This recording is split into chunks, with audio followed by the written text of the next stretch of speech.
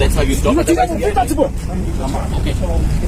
你说他妈的，人家我之前做了，他们给大家，他妈的保证我不敢去，他们都死到这地方。 সম্ভবত একই বলে দেশপ্রেম। চাঁপাইনবাবগঞ্জ সীমান্তে একটা ইতিহাস তৈরি করেছে আমাদের বিজিবি প্লাস বাংলাদেশের জনতা, সাধারণ মানুষ, মানে একদম হুড়হুড় করে ঢুকে গেল।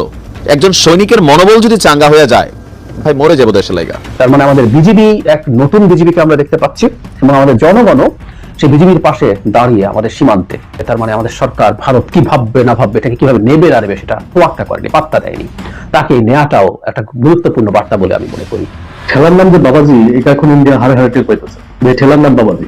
বিএসএফ কে এবার টেনশন দিচ্ছে আমাদের বাংলাদেশের বর্ডার গার্ড বিজিবি। কয়েকটা জায়গায় বিএসএফ কে বড় রকম শিক্ষা দিল বিজিবি। আসসালামু আলাইকুম রহমতুল্লাহি ওয়া বারাকাতুহু। সম্মানিত দর্শক, ভারত দাদাগিরি দেখাতে গিয়ে মহা বিপদে পড়লো চীনের কাছে। কি ঘটেছিল বিস্তারিত ভিডিওতে, হয়তো বা ইন্ট্রোতে আপনারা দেখেছেন, বিস্তারিত থাকছে ভিডিওতে। ধৈর্য সহকারে সকলে দেখবেন ভিডিওটি আশা করছি। এইদিকে বাংলাদেশকে নিয়েও, বাংলাদেশের সীমান্তে এসেও যেই দাদাগিরি দেখাতে গিয়ে মহা বিপদে পড়েছেন ভারত, এটি দেখে এখন অন্য অন্য কান্ট্রিগুলো খুব হাসছে। কারণ হচ্ছে মায়ানমার, চীন, বাংলাদেশ, পাকিস্তান চতুর্দিক থেকে ভারতকে যেভাবে ডেকে ধরছে, যে কোনো সময় ভারত ভেঙে খানখান হতেই তো পারেই, ভারতের বিশাল বড় ক্ষতিও হতে পারে বলে অনেকেরই মনে করছেন।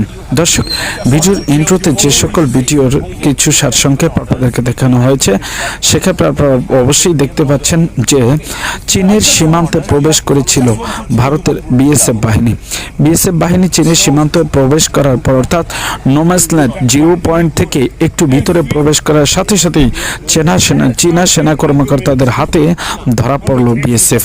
ধরা পড়েই শেষ পর্যন্ত ক্ষমা চাইলেন, পা ধরে ক্ষমা চাইলেন এবং নিজেদের বাঁচিয়ে সেখান থেকে ফিরে যেতে তাদের কাছে যত প্রকার আকুতি সেগুলো করলেন ভারতের বিএসএফ। এতটা নমনীয় হতে পারে, এতটা ভিতর ঢেকে হতে পারে ভারতের সেনাবাহিনী কিংবা বিএসএফ, এটি সত্যি অকল্পনীয় কিংবা অতুলনীয়। কারণ আমরা দেখেছি ইতিমধ্যে শুধু মানে চীনের সাথে নয়, বাংলাদেশ থেকেও আপনারা জানেন যে গত 2-3 দিন আগে যেখানে ভারতের 5 কিলোমিটার জায়গায় কিন্তু বাংলাদেশ দখল করে নিয়েছে এবং বাংলাদেশের ভিতরে ঢুকে, অর্থাৎ নোম্যান্সল্যান্ডের জিরো পয়েন্টের ভিতরে ঢুকে যখন তারা মানে কাঁটাতারের বেড়া দিতে যাচ্ছিলেন, ঠিক সেই সময় বাংলাদেশের সাধারণ জনগণ এবং বাংলাদেশের বিজিবির তোপের মুখে পড়ে শেষ পর্যন্ত সেখান থেকে পালিয়ে যেতে হয়েছিল কিন্তু এই বিএসএফ কে।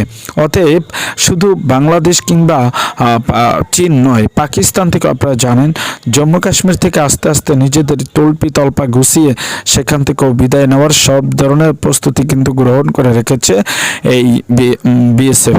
দর্শক, আপনারা জানেন যে মায়ানমারের জান্তা এলাকায়, যেখানে ভারতের সীমান্তের সাথে মায়ানমারের সাথে তুমুল সমালোচনা সংঘর্ষ চলছে, সেখানে প্রায় 60টি অঙ্গরাজ্য, 60টি প্রদেশকে চাইছেন মিয়ানমার নতুন করে একটি ইহুদি রাষ্ট্র গঠন করার জন্য। তাদের যে চক্রান্ত, সেই চক্রান্তকে রুখে দিতে গেলে বিএসএফ এর সাথে কঠিন যুদ্ধের সম্মুখীন হতে হয় এই জান্তা বাহিনীর কাছে। অবশেষে কিন্তু সেখান থেকেও বিএসএফকে পালাতে দেখা যায়। তার মানে চতুর্দিক থেকে পালাচ্ছেন বিএসএফ। শেষ পর্যন্ত কি মোদিকেও পালাতে হবে, নাকি বঙ্গোপসাগর পাড়ি দিয়ে অন্য কোনো রাষ্ট্রে চলে যাবে ভারতের এই সাধারণ সেনা ও ভারতের সরকার? দর্শক, আপনাদের কাছে বিস্তারিত প্রশ্ন রাখছি। আর দর্শক, এরকম নিত্য নতুন ভিডিও পেতে হলে অবশ্যই চ্যানেলটিকে সাবস্ক্রাইব করে রাখবেন। আপনাদের ভালোবাসা আমাদের কাজ করার অনুপ্রেরণা। আপনারা কোন ধরনের ভিডিও পেতে চান কিংবা কোন রিলেটেড ভিডিও পেতে চান অবশ্যই জানাবেন কমেন্টস বক্সে।